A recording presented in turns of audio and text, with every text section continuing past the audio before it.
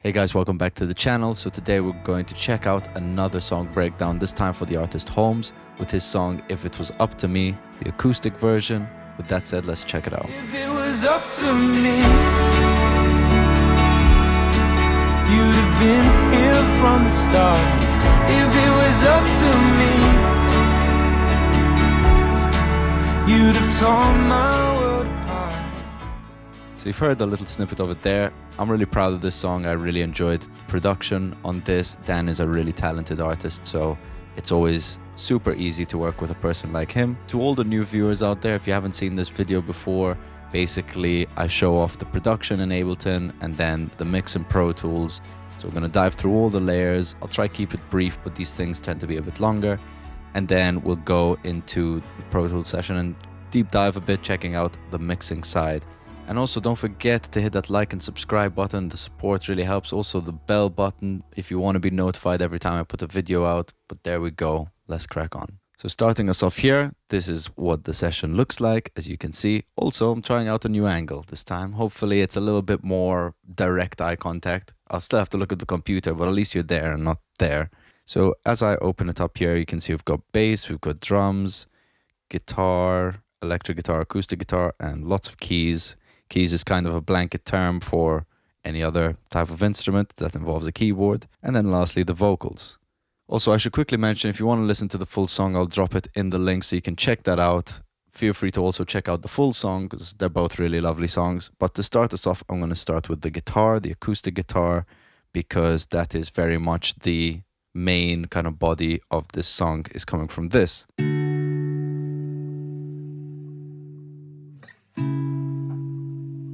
Hear all the room, bit of click in there. Is what it is for this recording, but under the vocal you barely hear it.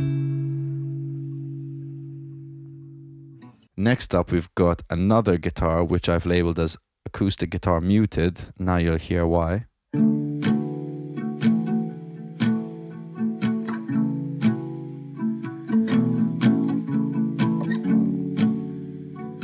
Got that muted sound. It's kind of emulating the rubber bridge guitar thing that's going around. I've got one of these little it's kind of like a trem mute. It's meant for literally just making your strings a bit quieter on the guitar, but works wonders.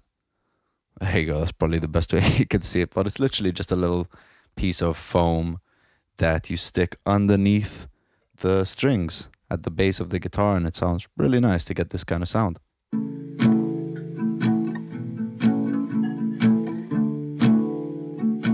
So we've got that, and then lastly, to kind of bring it all together in the last chorus, we've got just another acoustic, fully open to really bring back that brightness. And so together,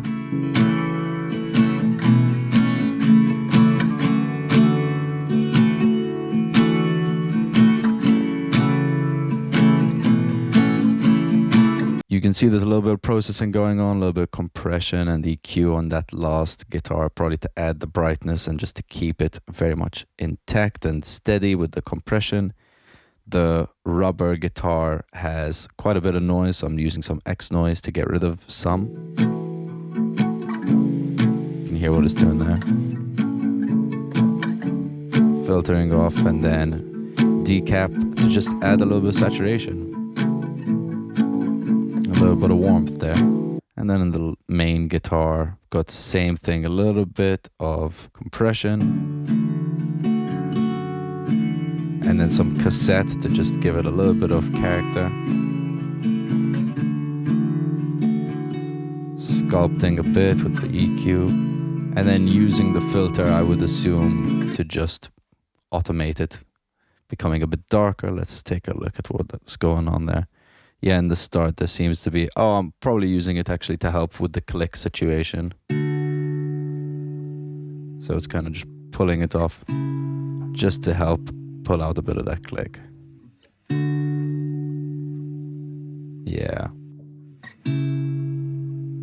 So those are the acoustics. Moving on to the electrics. There's quite a lot of electrics going on here. You can see I was also using the amp behind me. You can't really see it, but it's tucked away in there. I was using a dynamic and the condenser. So most guitar takes have 2 tracks per take. Some of them, like this Evo, is just the one guitar track.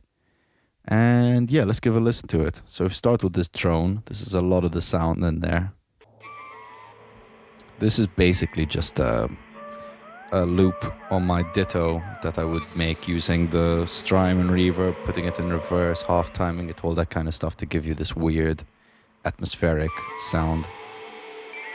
Then I just record it in. There's a little bit of auto pan going on, but that's about it. And then doing some compression, this LFO. Okay, so I'm using the LFO on this multiply to kind of create like the mood pedal by Chase Bliss. I'm trying to make like a similar effect to that where you can just kind of crank the multiply and it's bouncing octaves and stuff. So you get that cool effect. And then brow motion, just panning. Just nice. So then this baritone. I don't actually own a baritone, but I have a pitch pedal. So I'm using that couple semitones down just to give me this kind of low vibe.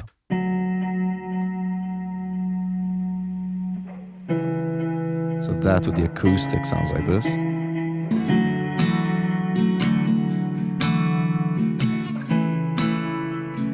Then we'll chuck the Evo in there.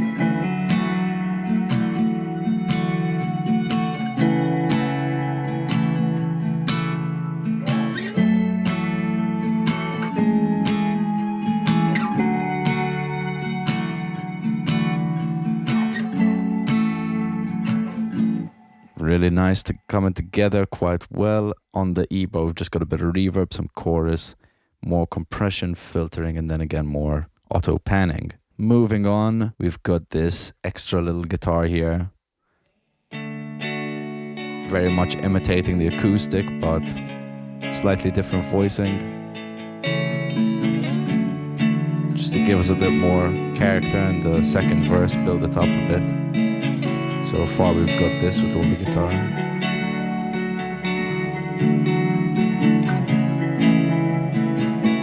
And then moving into the last chorus, this is where things really have to pick up. So you get this fuzz guitar coming in.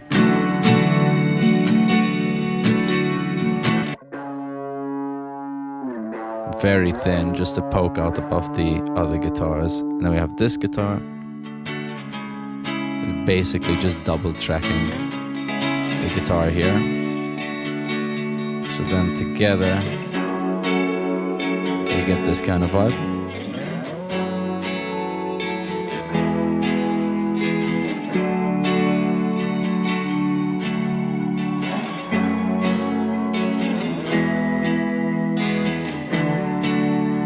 So that's all the guitar we've got. Next, moving on to the drums. We've got, again, not too much going on here. I didn't need it to be a super heavy song, so I'm layering up a couple of kicks. There's some shakers and some cymbals, and that's it. Starting from the kicks, we've got, this is a very like acoustic style kick. Just taking off a lot of that low end. And this is a more thumpy, heavier kick. And then lastly, this is our sub of the kick. So when you combine them, get the best of everything. And then some shakers, nothing too crazy. So we have a nice little folky groove going on. And then just some orchestral cymbal rolls to give us a little bit of that excitement.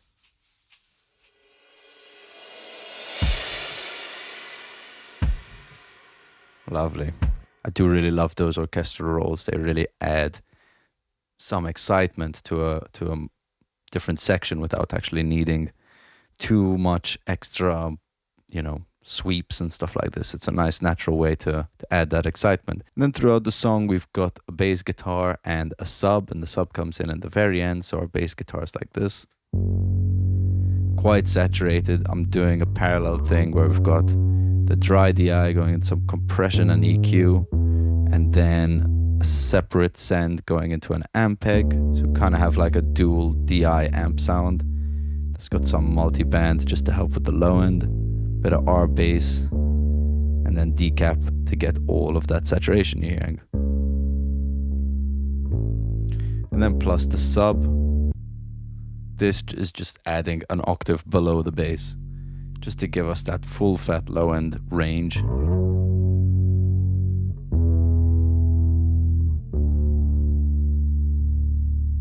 Really nice.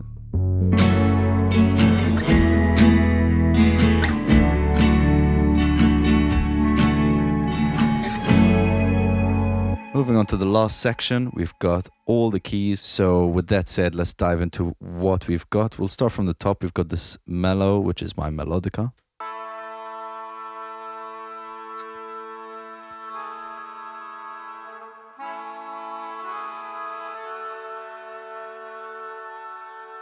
Very nice. You can see I'm doing a little bit of distortion, reverb, EQ, sketch cassette, and delay just to make it very ambient. Moving on, we've got some piano. This is mainly just bass notes. Very compressed, very EQ'd. We even have a little reverse sound effect just to pull us into that chorus. Moving on, we've got a Juno to just give us some nice pads. Some whirly with that.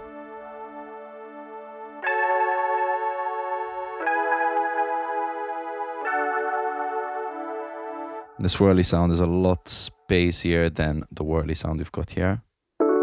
This is your more just standard dry whirly. I've turned off the effects.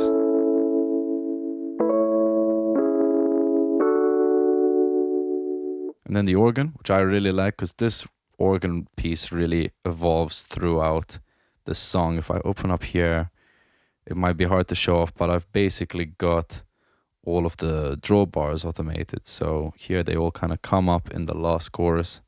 This one's on all the way. Here you can see it kind of moves. So as the song plays, it starts out very thin and then starts to open up to basically this.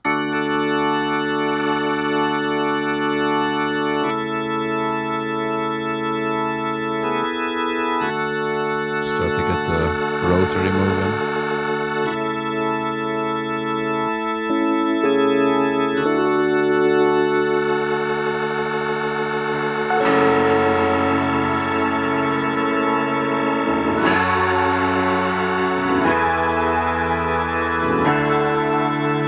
And then last but not least, we have some Labs stuff, which I do really love. Spitfire Labs software, really awesome.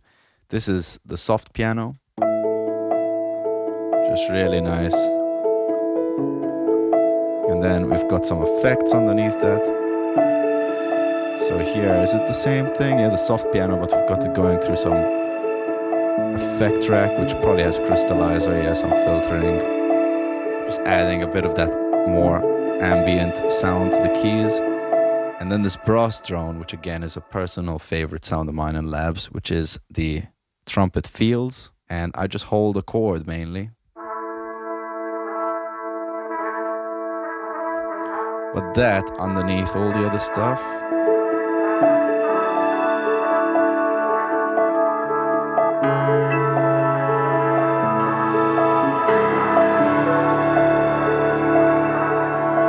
just sits so nicely.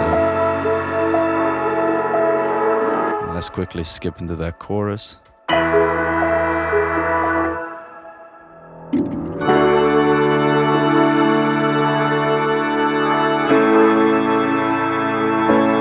And this is just doing its own weird thing. So I really love that sound. And then lastly, just a couple of weird bits on the OP1. We've got this, which is like droning. Just holding a chord and it's just kind of doing its own thing in the background. And then this one, got some auto panning going on there.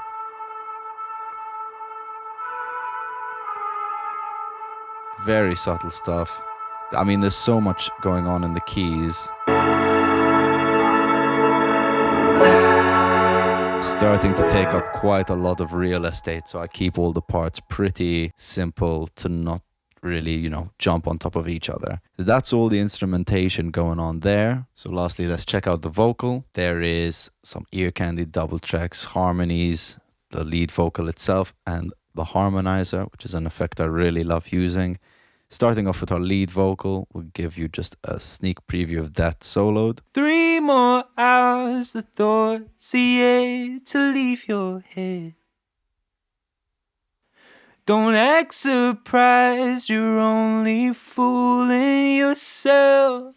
Really clear. Dan is such an awesome singer.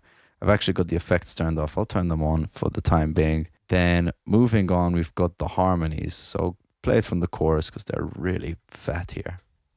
If it was up to me, you'd have been here from the start. If it was up to me. I really like how the melodies kind of overlap in a really nice way. And it's just a really smooth sounding voice. So on top of that, we've got the harmonizer to give us some more lower register stuff. The harmonies do sound a bit thin, but this fills up a little bit of that lower frequency. If it was up to me. And obviously following the chords to the song. So if I play all those vocals together. If it was up to me, you'd have been here from the start. If it was up to me. Really nice, just filling up that space. And then last but not least, we've got some ear candy. This is basically just taking his vocal take, pitching it an octave up, adding some distortion, RC20 to give it a sampley sound, and just doing some sampling.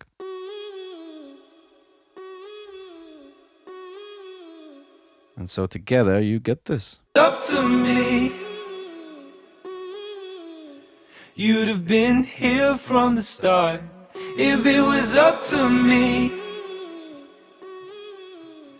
you'd have torn my world apart. But it's not up to me.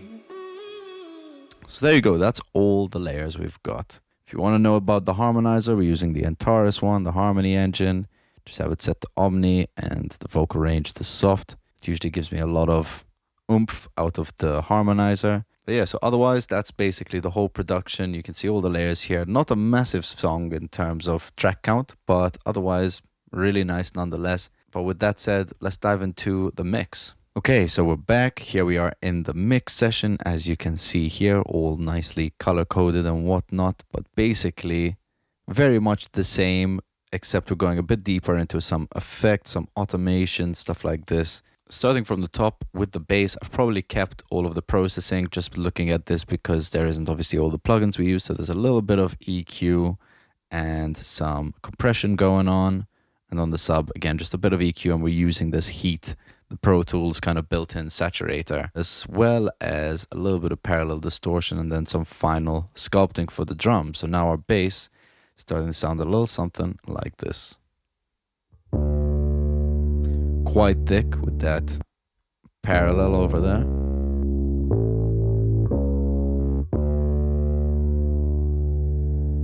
Then moving over to our drums. Again, it's not a super busy part, so I'm just going to skip to the chorus, but you can see there's a little bit of volume automation on that kick.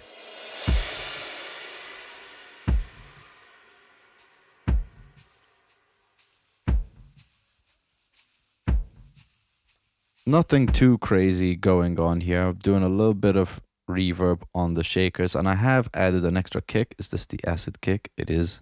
It's my favorite kick to just layer under most kicks because it just has a really nice sound. I seem to have these parallels here, but they're not actually, I'm not actually using them, so they're just there for show. Moving on to the guitar, that click and the noise must have really been bugging me because I'm using another denoiser over here to help with that background hiss. Let's hear it. So without it, we've got, you can hear that background noise is pretty intense. So this is just tucking it back a bit. We're losing a bit of brightness, but it is what it is. I'm using this cassette here, I assume, to even emphasize that a bit, make it sound a bit more lo-fi. And then here we're just scooping out a bit of that dark low end and yeah, leaving it a bit brighter. This is also just making because the cassette is probably a stereo plugin, so this is just making it back to mono so I can have it down the middle. For the electric guitars, I'm just going to move back into the second verse where it starts to pick up a little bit more. You can see there's quite a bit of volume automation of automating this send to a spring just to give this guitar a little bit more edge. But let's listen to this section here.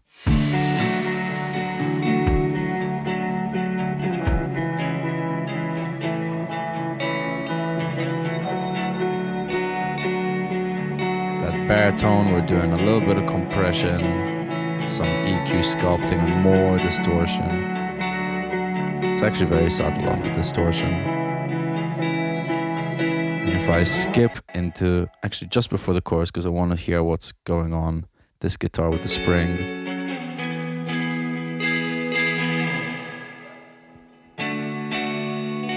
Going from really wet to really dry in that chorus.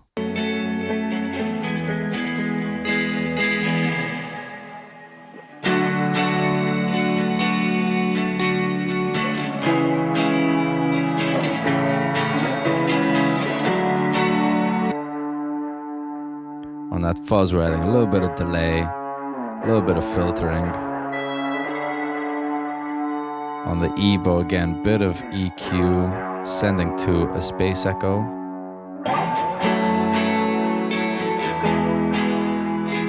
Honestly, not too much different stuff. Looking at it, I've flattened quite a few of the layers. Anything that's usually in capitals like this fuzz is because I named it in the group, so this would just be a bounce of the group. So moving on to the keys, again, not huge amounts, playing with a little bit of effects. I do have quite a few effects tucked away at the back of here, and this is a bit of an older template now, so this does actually look slightly different.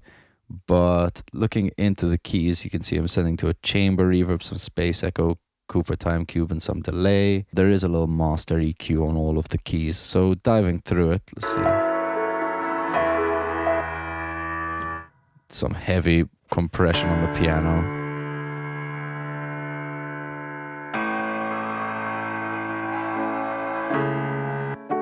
The soft piano always needs a lot of clearing up of the low end, just boosting that top end to poke through. The organ, we're just saturating.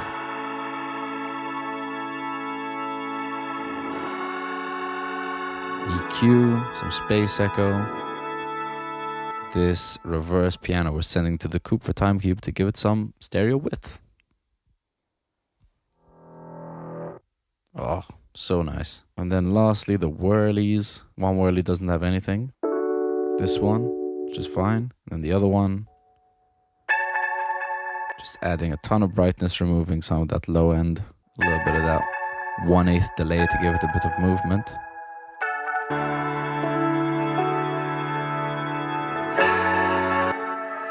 This is where we have all of the more effecty things.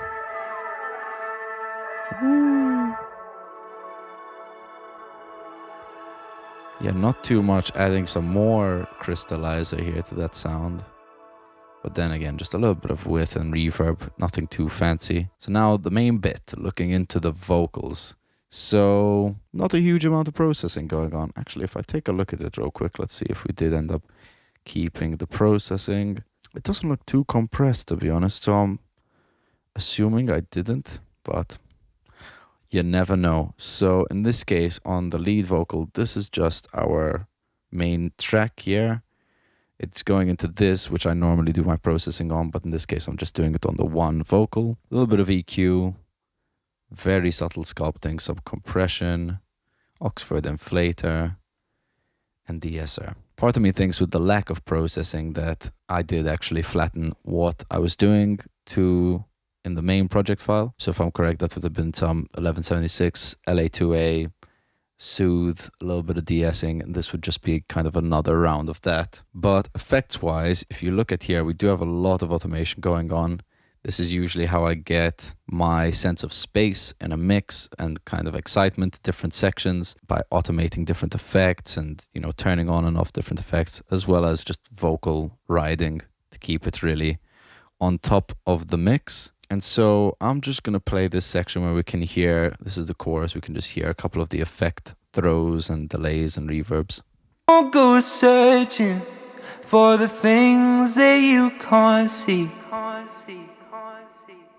Don't go searching you're just running back to me. There you go, nice big reverb. I am using a mono reverb as well. This is, knowing me, just a Valhalla verb.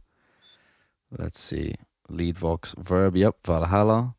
Slightly different concert hall in the now preset, or the now color, making it a bit more bright and in your face. And then, yeah, a couple of uses of delays. This is all just Valhalla delay, all the same, nothing too crazy, maybe a little bit of filtering going on. It's funny looking at this now because my mixing template has changed slightly. I am utilizing more of these reverbs that the delays are being sent to. So this sends the reverb to a specific delay to, again, give it more of a sense of depth to the effect. But yeah, interesting. In this case, I'm only using that on the quarter note, on the mono quarter note, basically. Looking at the double tracks, we've got a similar kind of thing, different compression with the 3A, some de-essing and some soothe, just to attack a bit of that harshness coming from the doubles. Let's go to a verse and hear it. 3 more hours to 38 to leave your head.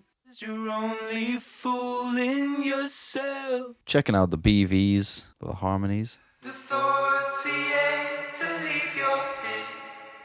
A little bit of Cooper Time Cube, adding some brightness, sculpting around the vocal.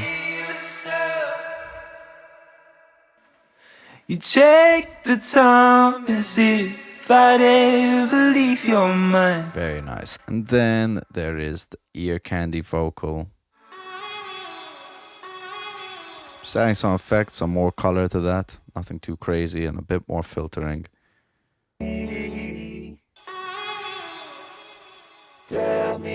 Some saturation, a little bit of compression.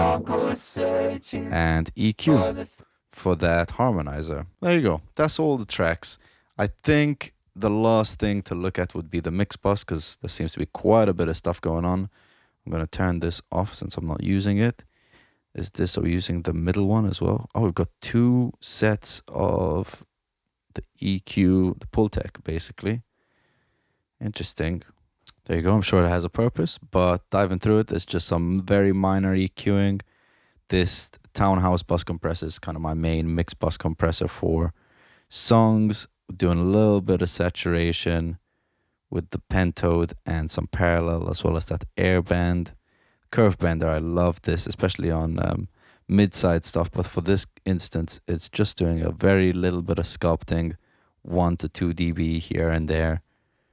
Some imaging, I think I automated to make a part more mono, so then it comes in sounding a bit more stereo. Let's find out. Okay, so yeah, the song just generally starts off more on the mono side and then slowly opens up and becomes more stereo as we get into the chorus, a bit more wide. Then these EQs just adding some high end mainly and taking out a little bit of low end, and then some final tape emulation just to give the mix a little bit of glue, bit of a squeeze, and some harmonic saturation and stuff like that. So I'm just gonna turn off the mix bus in the chorus so we can hear what's going on, and then I'll turn everything on one by one.